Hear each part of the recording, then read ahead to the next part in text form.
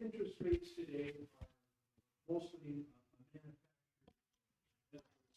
of the Federal Reserve, and then all over the world, because most of the world's currencies are connected to us. So, thank you, sir. Mm-hmm.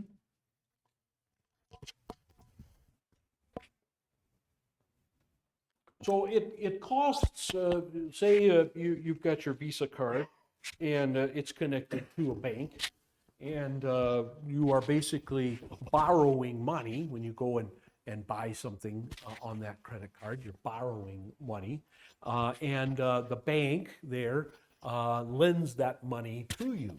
Now, they have to get the money from somewhere, right? They can't always just rely upon their deposits and the fees and things they charge to make them enough money so that they can lend you money. So they get their money from the Federal Reserve, right, which is a private organization. It is not a government entity, even though it's called federal. It's only called federal because it applies to the whole country, all 50 states. That's the reason it's called federal. Okay, so the Federal Reserve prints the money. Okay, again, a private institution has no connection officially or organically, let's say, organizationally with the government. Okay, so it prints the money, and there's value to the money based upon the value of all of the goods and services in the United States. All right, that the Federal Reserve has, you might say, as collateral. Right. So it gets that money. Right now, it gets that money at 2% or 2.5%, something around there. It used to be 0 or 1. They raised it, the last couple times they met, and they raised their rates. Okay, so they give that money to your bank at 2%. Okay, let's just say 2%. Okay, then you go and you buy a TV, and you put it on your bank credit card. Okay, it may say Visa, it may say MasterCard, but those are just pass-through entities. They don't really, the money's not with them. The money's with the bank that's the card is given by. Right? The bank then has that money, gets that money from the Federal Reserve at 2%. Right? Then you buy the TV, and let's say you pay $1,000 for a TV, nice. Okay, and then you don't pay that off, let's say, in 30 days. Okay, then the bank charges you 7 or 8%, or 9%, or 10%, or in many cases 17, 18, 19, 20% maybe. Okay, and the New Testament, if the New Testament would speak on that, I think it would speak to the greed. Okay, that's kind of overdoing it, right? If you're having to pay somebody 2% for the money you get, but then you're charging somebody else 20%. That's overboard. That you're making more than you really need to make. Okay, you're not just making back your money. You're making back your money, many times over. Okay, so the New Testament would speak to that. The Old Testament, of course, would say you don't charge them anything, but that's not repeated in the New Testament. So we can't say that is absolutely against God's law. We can say, okay, a laborer is worthy of his hire, Paul says. Okay? In other words, your time is valuable, your money is valuable, or your effort is valuable. And the bank's time is valuable, and the bank's effort is valuable. So, if you get that money for 2 and you want to charge 4, that's fine. The New Testament would not, Jesus would not bark about that. He would not complain about that. Or maybe even 8, again, would not complain about it. All right? So the law is holy. God's restrictions on interest, again, just using that as an example, is a good thing. It's something that comes out of God's holiness. And Christians, believers, should not therefore bark about it. They should not complain about it. They should not say this is wrong that God allows this, or this is wrong that he hasn't repeated this in the New Testament. No, God does not make mistakes. So you can say, well, it's God's will that a person gets repaid or recompensed for the time and effort that he gives or the value of the money that he lends, he's due something back for that. There's nothing wrong with that. That's fine. The capitalistic system is not ungodly on its face. On the other hand, neither is the communist system. That's not wrong on its face either. The Bible and God's law would allow for that. And we, being capitalists, we can't point at the communist system and say, well, somehow the allowance of that by God is wrong, and God was wrong to allow that. God should make sure that that doesn't occur anywhere, that nobody gets the idea of doing that. That would be going against God. Okay? So this is what the essence of the whole thing is. The laws that God has commanded are all good, whether we like them or not. So when churches, for example, would say, well, the capitalist system is wrong, that is calling God wrong. Churches that come out and say more obvious ones, like gay marriage is okay, well, that is very clearly against God's law. And so therefore, again, they're calling God stupid. They're calling God unwise. They're calling God less than perfect, because God very clearly in his word very clearly makes it crystal clear that marriage is to be a man and a woman, right? And God's law is also very clear that homosexual activity and homosexual lust is wrong, okay, in and of itself. And so the churches that complain, oh, well, we think that is short-sighted, we think that is prejudice, we think that is bigoted. What they're really doing is calling God stupid. That's what they're really doing. They're really calling God unholy. They're calling God wrong. They're saying God has done wrong things. He's put wrong rules in his word, wrong commands in his law. That's really what's going on.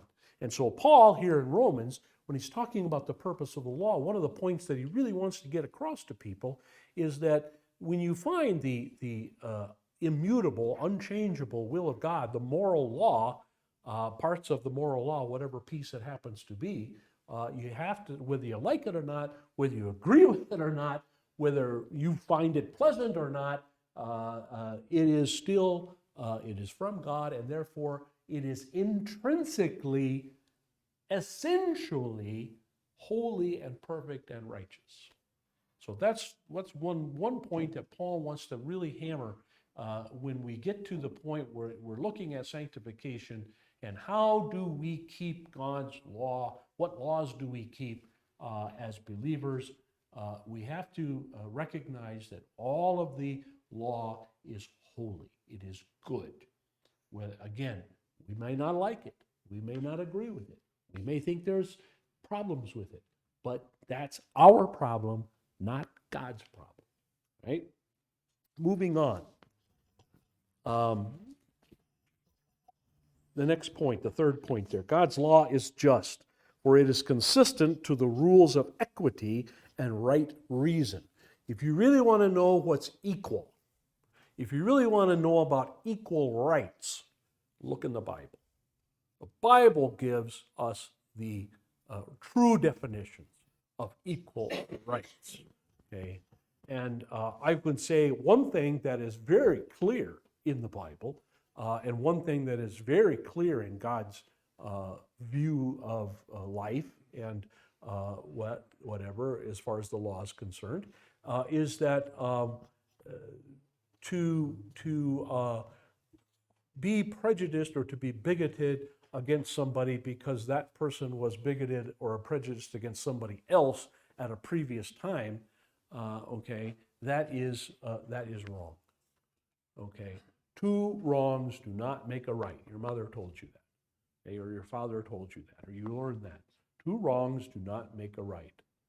Okay, so when for example, universities would say, well, because African Americans weren't allowed, let's say in Harvard, we're going to make a new rule that we're going to allow twice as many African Americans into Harvard as Caucasians.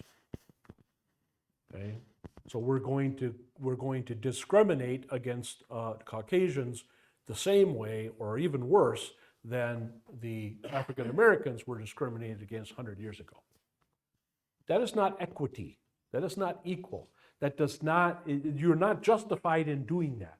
That is not justified ever, okay, to do another wrong to another group, okay, because of the way that group maybe did a wrong against another group. That is, no, that is not allowed in God's law. God does not have any reverse discrimination. You cannot find reverse discrimination in the Bible, all right? That God says, well, okay, since you did this to the Egyptians, then the Egyptians get to do this to you, this wrong to you. You're not going to find that anywhere. Right? That is wrong. So our country in the last 50 years, 60 years maybe, and it's getting worse and worse and worse as time goes on. We're talking about reparations for now, taking money from you because a distant ancestor maybe was a slave owner, or maybe not. How is that going to be equal? First of all, how are they going to determine who did and who did not have slaves? They're going to say, well, just because your family was from Alabama, you had slaves? That's not true. That's not true. Only about a quarter of the Southerners at the time of the war between the states had slaves. Only about a quarter of them, all right? The second thing is, how are you going to prove, exactly how you're going to prove that the people you want to give this money to were slaves? How are you going to prove that?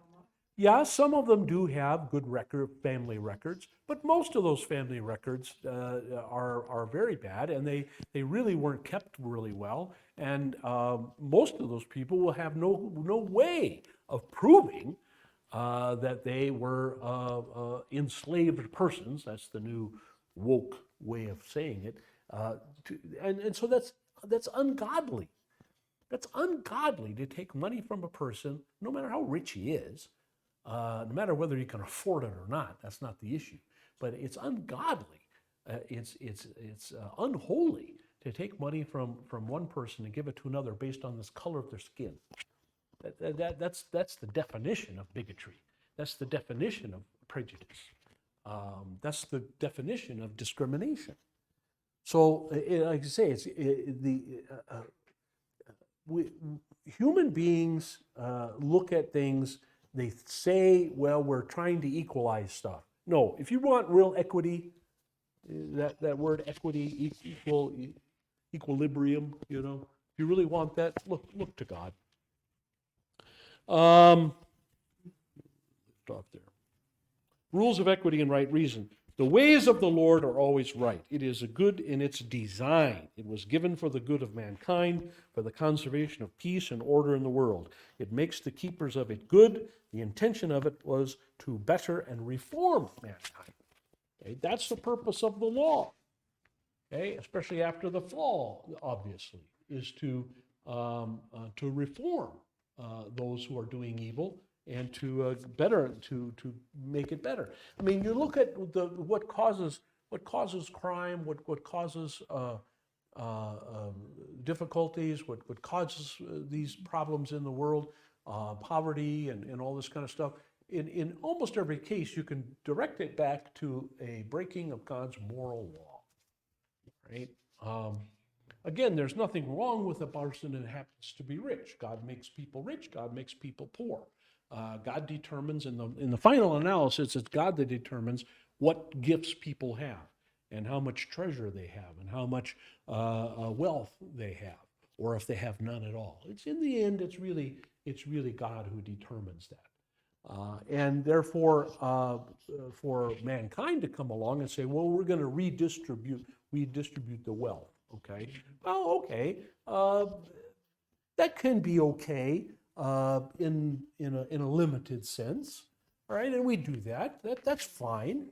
If the country decides, well, it would be better if, let's say, for example, the country decides to build a pipeline from the Great Lakes to Arizona, okay, or California for water, all right, and so you may not agree with it. You may think it's silly.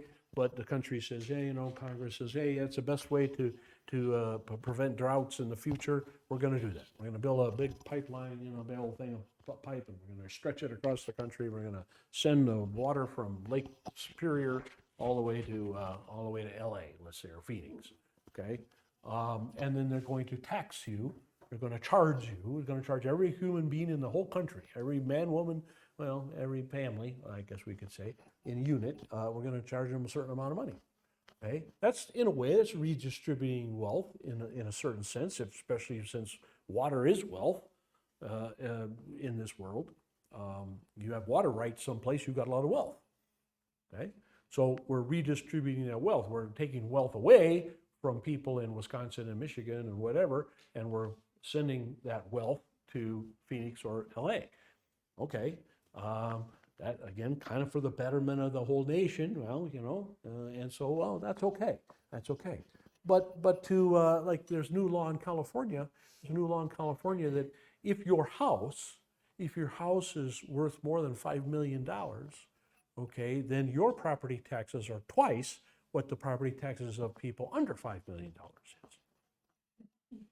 Okay, and if your house is worth $10 million, then your property tax is 3 times what other. And they take that money, and they've specifically said this money is for homeless, and this money is for poverty people on the street, and whatever, for drug programs, and so on and so forth. Okay, well, that's immoral. That's immoral. You want to charge them a little extra more because they're wealthy. Well, okay. I don't think God is going to sneeze at that. But 2 and 3 times, that's again the laws of greed. God's comments about greed. Jesus' comment, "The poor you shall always have with you." These people are always going to be around. You can't change that. Some people just simply do not want to work.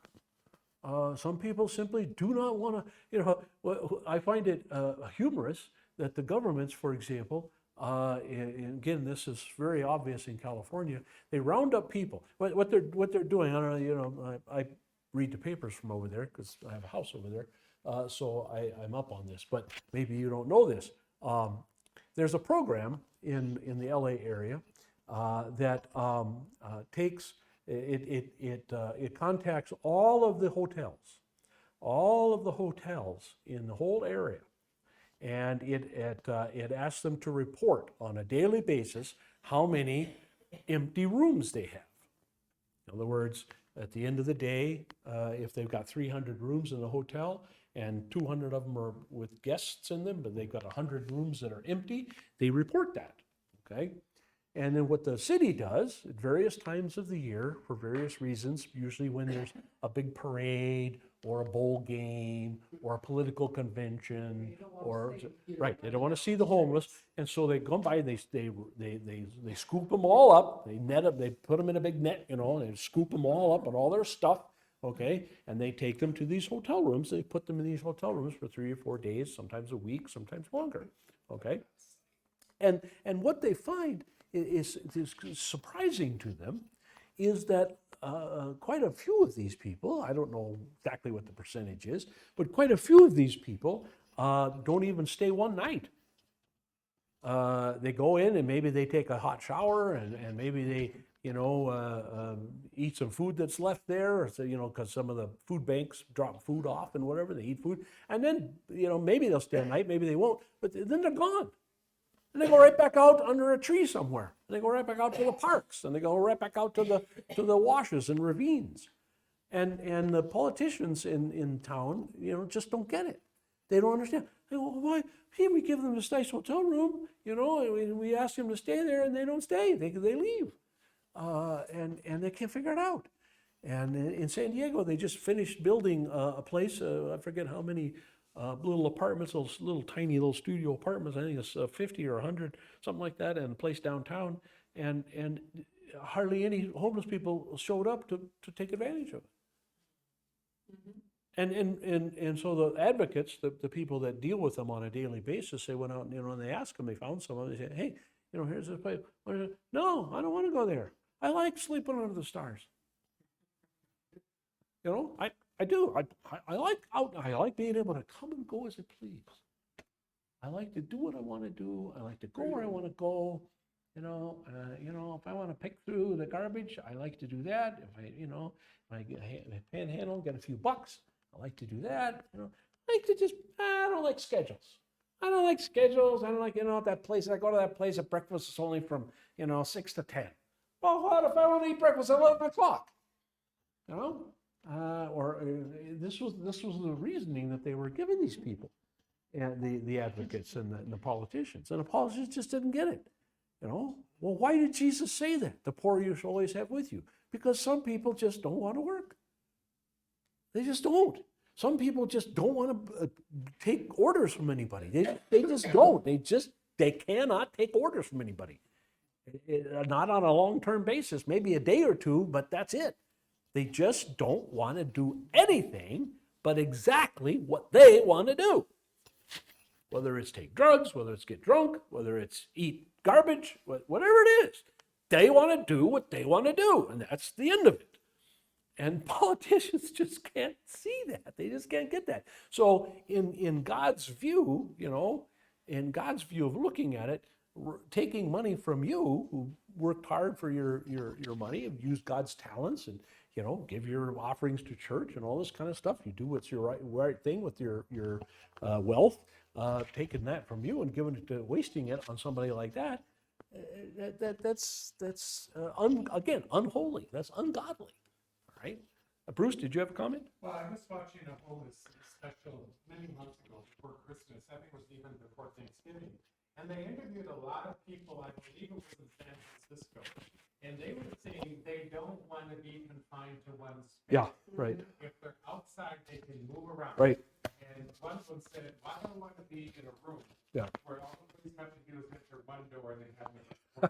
Yeah. And I thought that was probably the most honest experience I ever heard of why people want to live on the street. Yeah. Very true. Very true. Very true. Freedom. They really want the ultimate expression of freedom, which is to just do whatever they want to do. And if they want to wear dirty clothes, they wear dirty clothes. And if they want to sleep on the sidewalk, they sleep on the sidewalk. They want to take a poop, in your lawn, they do so. And just whatever they want to do. And that's it. That's all it is. It's real simple.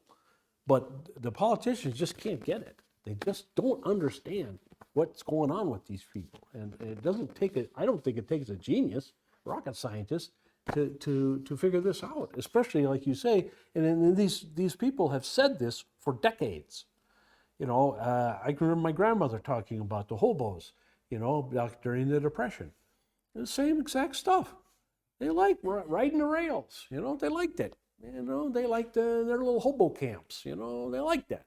And somebody would, my grandfather, and then my father after him, would offer them jobs, hey, and sometimes they take it for a day or a week, make a little bit of money, and then boom, they were gone. They were gone. I remember going down with my dad one day to the welfare office downtown. We were short of lemon pickers one summer, or this was fall actually, and we were short, and we needed some more lemon pickers, and so we went down to the welfare office there in Yuma, and it was downtown, the old downtown, and a big long line of guys, big long line of people. And the old man, and I remember him standing up in the back of his pickup. This was probably, 63, 64, somewhere around in there.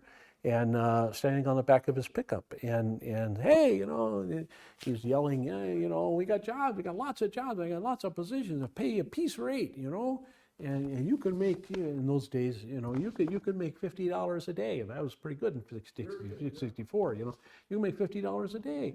You can make $250, $300 a week.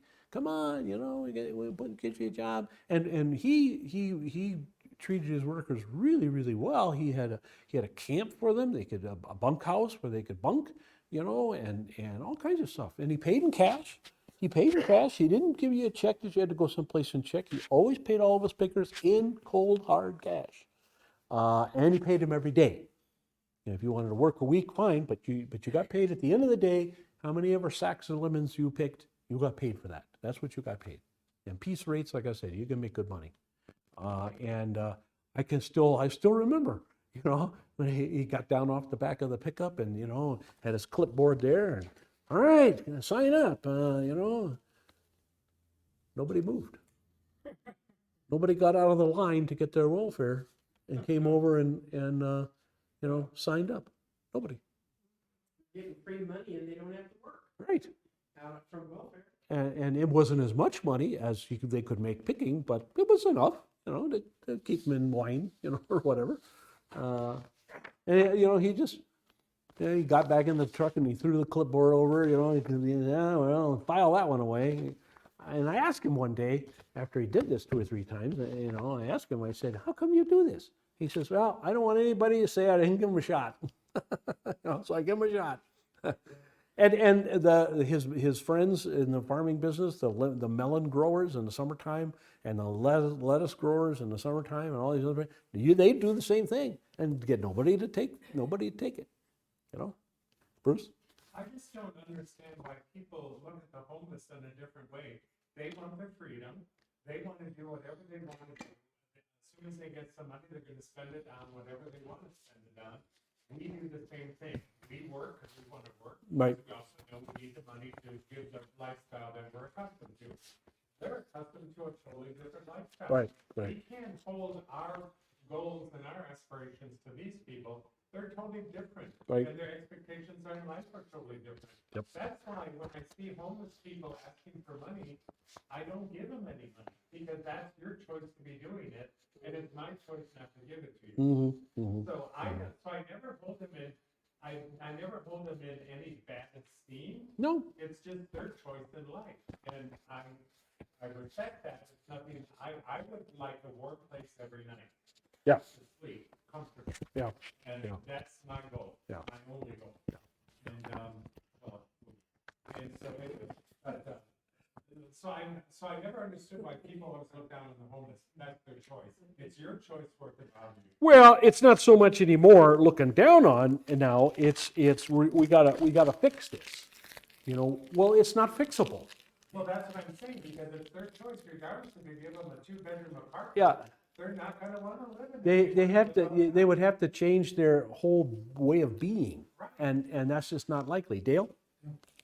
They are the freest people in the world. Yeah, they are, aren't they? Really, Yeah, they are.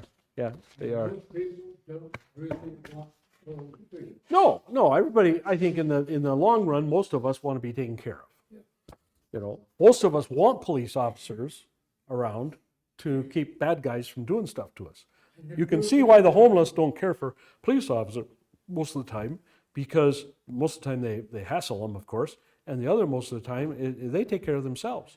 And so you're always seeing these homeless camps. A lot of murders take place, a lot of knifings, a lot of beatings take place because, just like my grandmother said, the hobos, they have their own rules. They have their own rules. They have their own law. They are a law unto themselves. And they just, they want to take care of it themselves. And again, that's part of their freedom. And they don't want somebody coming in and saying, well, you can't do this, you can't do that, you can't do, But, what's a funny thing is, too, then they do make their own laws. And so, their freedom is not perfect either, because there's certain things you can't do in a homeless camp. There's certain things that are, you cross the line. And so even they, every society, I don't care if it's pygmies in Africa or, jungle people in Philippines or wherever it is, every society has laws. Every society has laws. And if you don't, Only 2 people. if you don't follow the law, they throw you out. And that's just the way it is. Yeah. One thing Yeah. said, with the exception of mental illness, because Well, yeah. if you have mental deformities or mental illness, and you're out on the street screaming at everybody or saying that Christ and Yeah, stuff right, like that, right.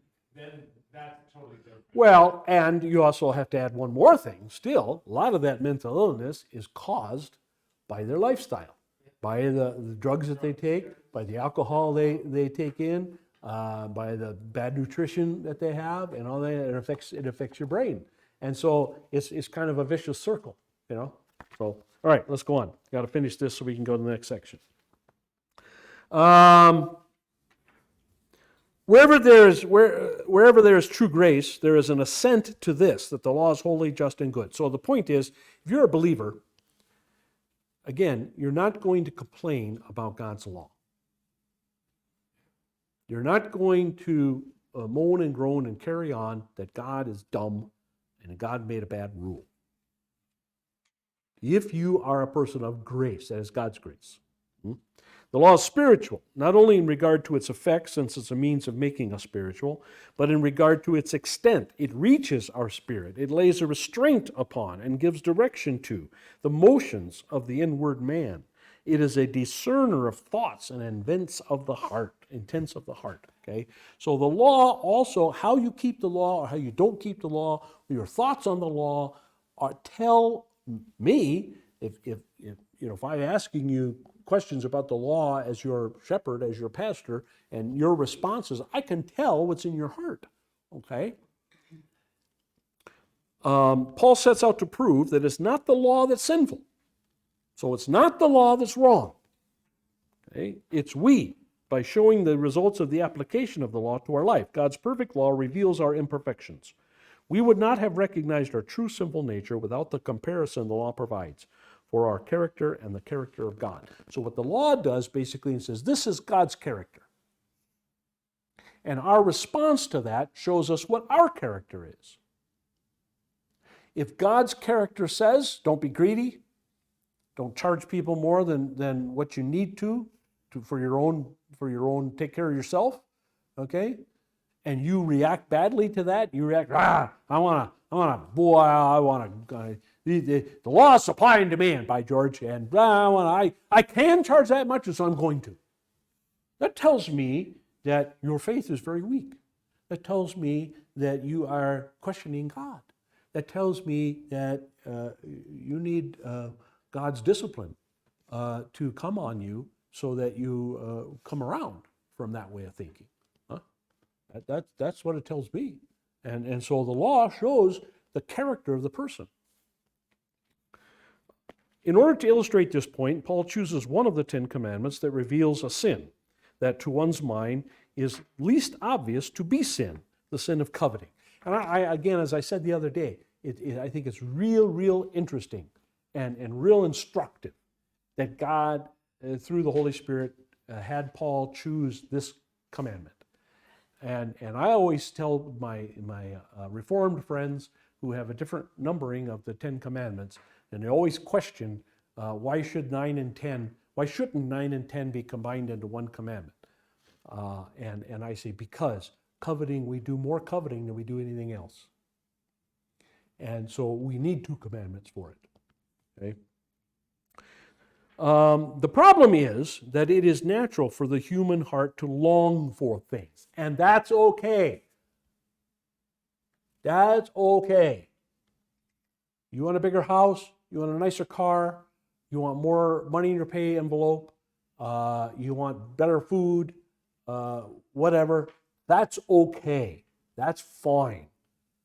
Within certain limits, within parameters. Okay? Not all longing is bad, but the law Paul refers to here is, you shall not covet your neighbor's house. You shall not covet your neighbor's wife or his manservant or maidservant, his ox, donkey, or anything that belongs to your neighbor. Okay? So you shall not covet your neighbor's property. That's the 9th commandment. And you shall not covet your neighbor's possessions. That is the 10th commandment.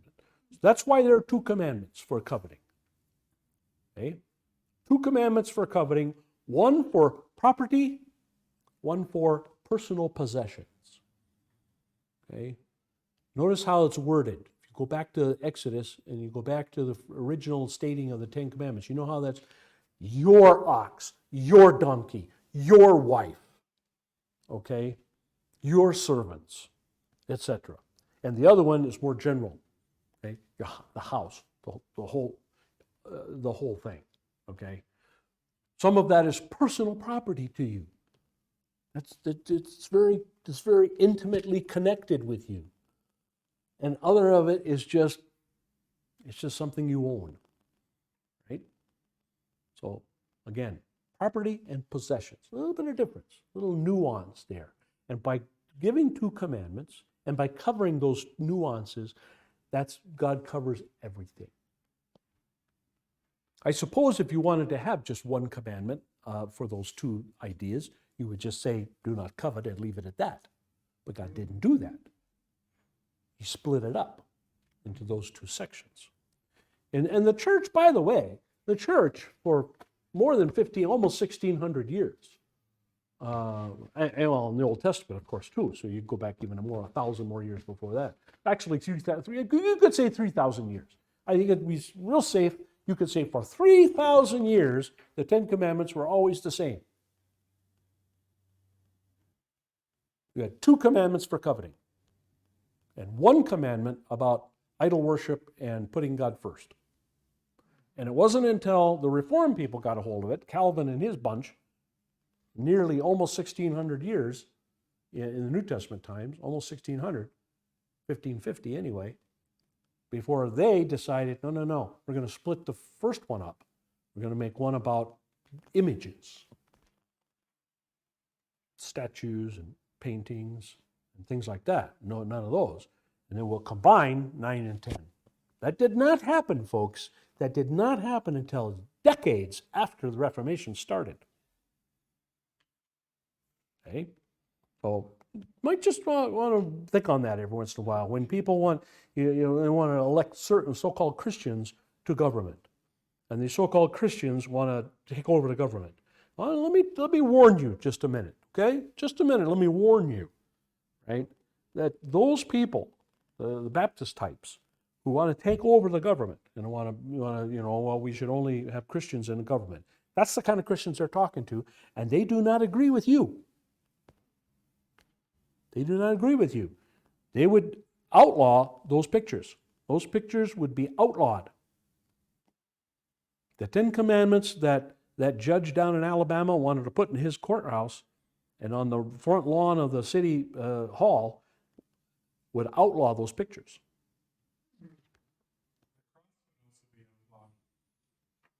I doubt that seriously, but a crucifix would. Crucifix would be outlawed. Okay, yeah, because you're supposed to worship God. Right, Not right. the thing. So yeah, these fanatics that are sometimes run for office, and these fanatics who want to post up 10 Commandments in the schools and 10 Commandments and everything, and we get sucked in by that. Okay, we Lutherans, we Orthodox conservatives, we get sucked in by, all right, you tell them, by George, you get there, absolutely. I want a statue of the 10 Commandments in front of City Hall. Ah! Make sure you check out to see which 10 Commandments it is. Is it the 10 Commandments God gave Moses in Exodus? Or is it the 10 Commandments that Calvin came up with after the Reformation? And 9 times out of 10, I would say 9.9 times out of 10, it's the second one, not the first one. Because they're really high on that idol worship commandment, big time.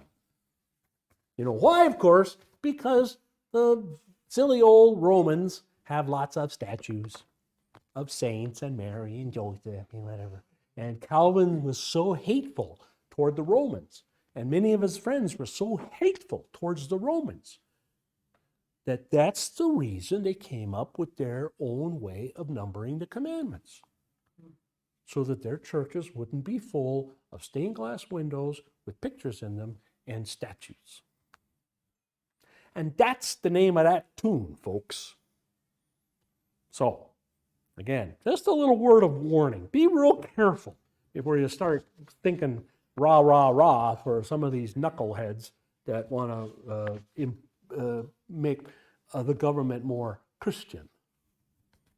They don't want to make the government more Christian. What they want to do is make the government more Baptist. That's what they really want to do. And that leaves us out. The problem is, you should own coveting. Ever since the sin entered the world, coveting has been preoccupying the human heart. Covetousness and jealousy are identical twins. Cain killed Abel because Abel had something he did not have. Evidently, David experienced the sin of coveting in his own life. For which reason he wrote, "Do not fret because of evil men or be envious of those who do wrong." Do not desire to be like the wicked who prosper, in other words, right? Asaph must have known the same problem, since he wrote, "But as for me, my feet had almost slipped. I had nearly lost my foothold, for I envied the arrogant." Notice that. I envied who? Who did he envy? Did he envy the righteous? No, he envied the arrogant. He envied the sinner. Because he saw that in the world, the sinner gets along pretty good sometimes. And that's very true. I don't know. I don't know the heart of some of these really, really rich people, like, Elon Musk. I have no idea whether he's a believer or not. Maybe he is, maybe he isn't. I have no idea. But let's say he's not. Let's say he's a rank unbeliever. Well, people look at him and say, "Wow, look at this guy. He's the richest man on the face of the earth. He can plunk down $44 billion for a company. That's walking around money for him." Right? And so people want to emulate that. So, yeah, I envied the arrogant. I saw prosperity of the wicked. So, like Job said, why do the wicked prosper? This guy, Asaph, he says, not only, the wicked do prosper, but I would like to be like them. Well, maybe they're prosperous because they're wicked. Like charging 20% interest after they get charged 2%. Huh? There ought to be a law, huh? Well, there is. In God's law, there is. Paul presents to us a vivid picture of a man supposed at first to be without law and therefore unconscious of sin, but then, through law coming in, acquiring a sense of it and yet unable to avoid it. The man assents in his conscience to the good, but is dragged down by the infection of his nature to the evil. So that's talking about Paul here. And it's really talking about every believer. Okay? Every single one of us. Put ourselves in Paul's shoes. Okay? That's exactly what it's talking about. Okay? We start out without the law at all because, of course, we're unbelievers and therefore unconscious of sin. The law comes in. We acquire a sense of it. Okay? We know, all right, we become believers. We're unable to avoid the law. We see breaking the law. We see breaking God's law multiple times a day. So in his conscience, he seeks to do good, but is dragged down by the infection of his evil nature. So he wants to, this is what Paul says, he wants to do good. He wants to keep God's law, but he keeps doing the opposite. He seems to have, as it were, two contrary laws working within him, distracting him. That's perfect. Folks, that little paragraph right there, that's a perfect description of every believer in the world. That's a perfect description of you. When you find yourself miserable because you break God's law, you find yourself miserable because you're not doing what you know you should do, right? That this is a reason right here. This explains it.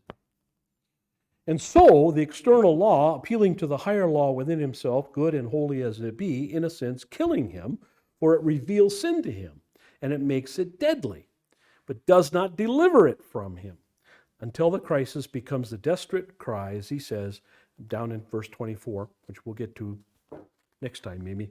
O wretched man that I am, who shall deliver me from the body of death? This is a believer talking. This is not an unbeliever. This is a believer.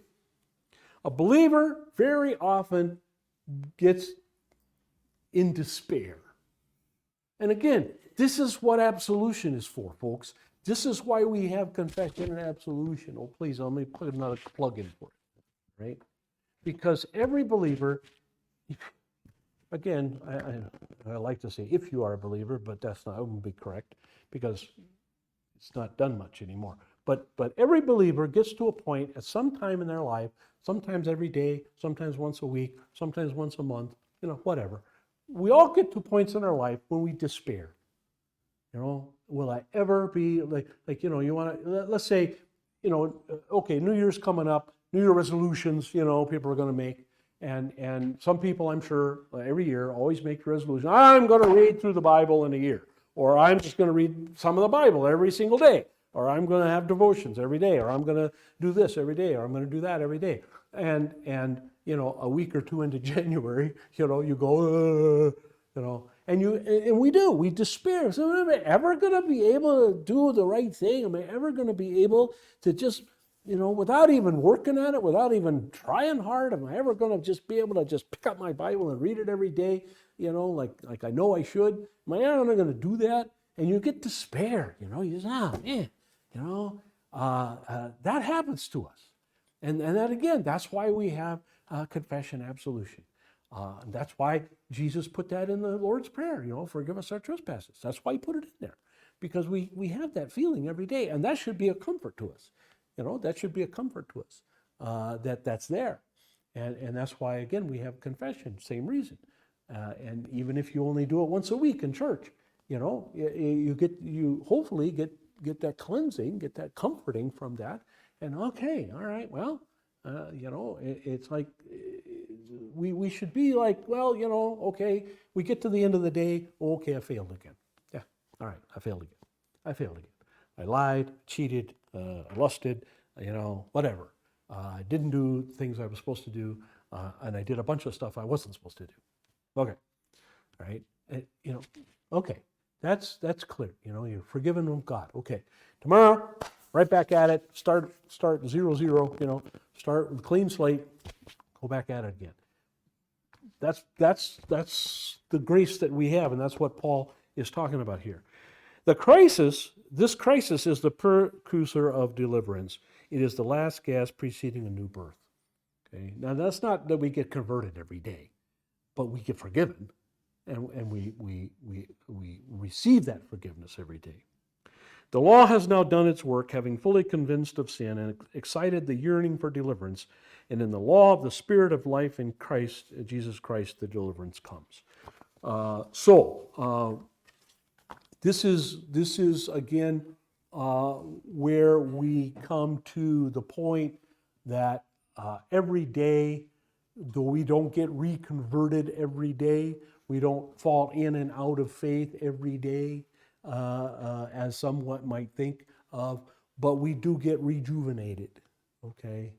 We do get renewed, and that's every day. Luther talked about that. Luther about drowning the old Adam and coming up out of the water every single day. In his case, sometimes multiple times a day. And that's the beauty of this relationship, this new relationship we have with the law. We are not under the thumbs of the law. Okay? The law is still going to remind us that we're sinners, yes. And the law is still going to guide us into how to keep the law. Yes, that's true. All of that is all very true. But we are not under the law. Okay? We can rise up, be forgiven, be reconciled to God, and then start all over again the next day. And that should be our process. That should be the way that we look at it, rather than stay in despair. And what I see a lot in Christianity today is a lot of people in despair. They're so much in despair, they don't go anywhere near the Bible, and frankly, they don't go anywhere near the church. And I think the church has let their people down. A lot of churches have let their people down and not been telling them what comes after the law, which is forgiveness, peace, grace, and that. And that's why I think one of the reasons why churches are empty, because people have just not heard the gospel, or perhaps they have rejected the gospel, one or the other. So, anything, questions, comments? Okay, no class on the 3rd. No class on the 3rd, okay? But we will have Bible class on Sunday. Even though yes, sir. Can you erase those first three? Sure. Because those are gone. Okay. Especially today, it keeps flashing in my face that I was wrong. There. Is that better? All right. Okay. It's like a to-do list. Scratch it off. Gotcha. Let's close. May the grace of our Lord and Savior Jesus Christ, the love of God the Father, and the fellowship of the Holy Spirit be and abide with us all. Amen. Thank you, Beth. You betcha.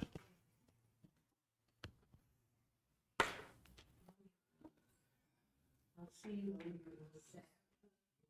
Saturday, 6